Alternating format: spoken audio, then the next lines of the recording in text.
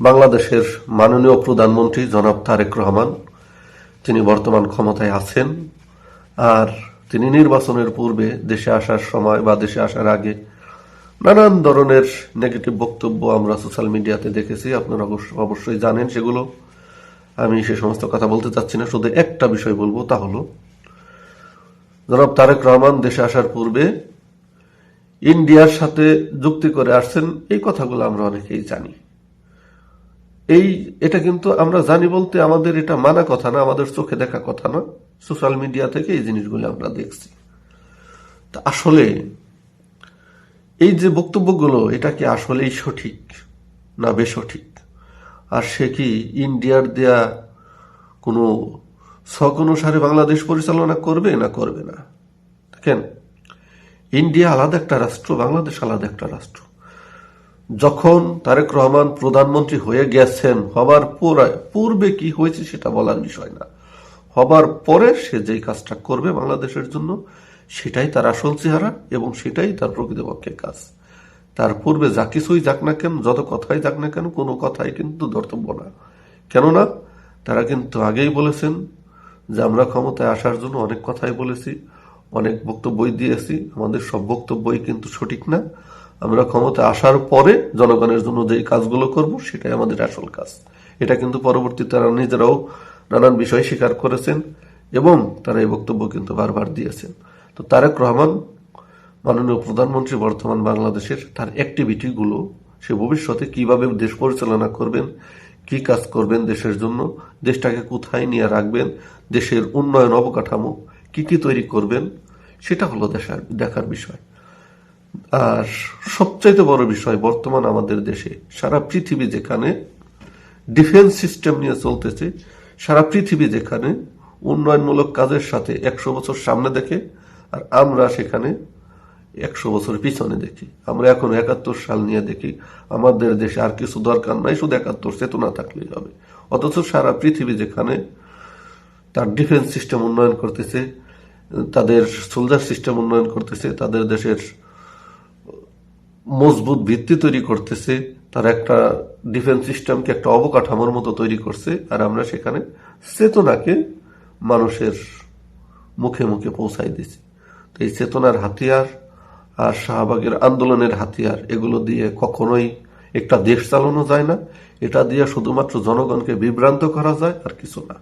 তো তারেক রহমান যদি বাংলাদেশকে উন্নয়ন করতে চায় এবং তিনি যদি সঠিকভাবে উন্নয়ন করেন, তাহলে আমি মনে করি ইতিপূর্বে তার বিরুদ্ধে যত কথা আছে, তাকে নিয়ে মানুষের যত খারাপ কথা বলছে ইতিপূর্বে, অনেক বক্তব্য সোশ্যাল মিডিয়াতে আছে, কোনো কিছুই কিন্তু ধর্তব্য থাকবে না, সবকিছু কিন্তু হারিয়ে যাবেন।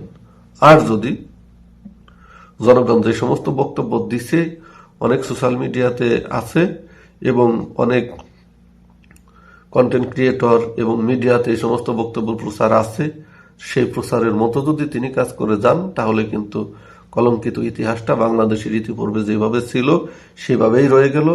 আমরা যেই ইতিহাস থেকে বের হবার চেষ্টা করছি, সেই ইতিহাস থেকে আমরা আর বের হইতে পারলাম না।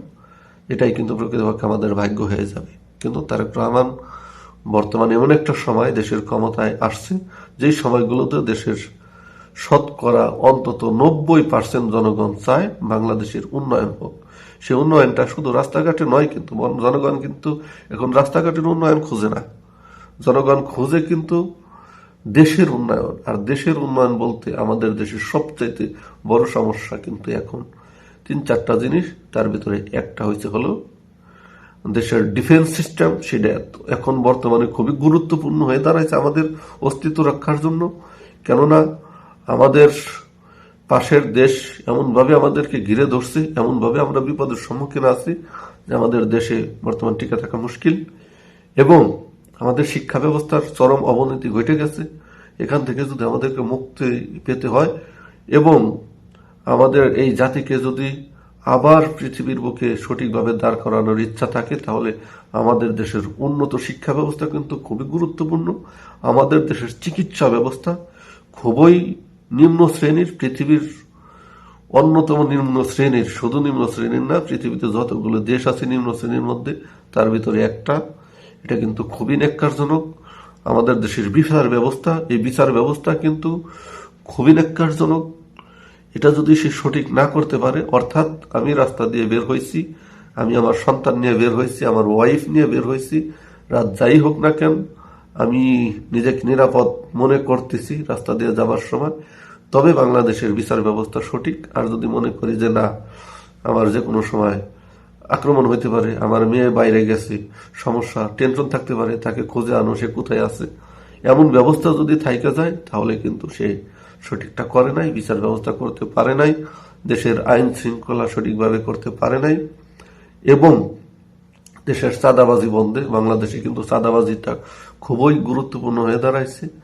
এই জিনিসগুলো এমন ভাবে গেছে যে এখন মানুষ রাস্তা দিয়ে হাঁটার জন্য ট্যাক্স দিতে হবে, এরকম একটা পরিবেশ তৈরি হয়ে গেছে। এইখান থেকে যদি সে জনগণকে মুক্তি দিতে না পারে, তাহলে কিন্তু বাংলাদেশ আবারও সেই ৭১-এর চেতনার উপরেই পড়ে যাবে এবং দেশে কিন্তু আবার নতুন করে অরাজকতা সৃষ্টি হওয়ার সম্ভাবনা থাকে এবং আছে। কেননা বাংলাদেশের ইতিহাসে চাঁদাবাজি, খুন, হত্যা, ধর্ষণ এগুলি কিন্তু খুবই কঠিন চ্যালেঞ্জের মুখে চলে গেছে। জনগণ এখান থেকে বাঁচতে চায় এবং প্রধানমন্ত্রীর মাধ্যমেই কিন্তু বাঁচতে চায়। সে এখন বর্তমান দেশের প্রধানমন্ত্রী, সে ক্ষমতায় আসার পরে তার অ্যাক্টিভিটি জনগণ দেখতে চায় যে সে আসলে কি কাজ করতেছে মানুষের জন্য।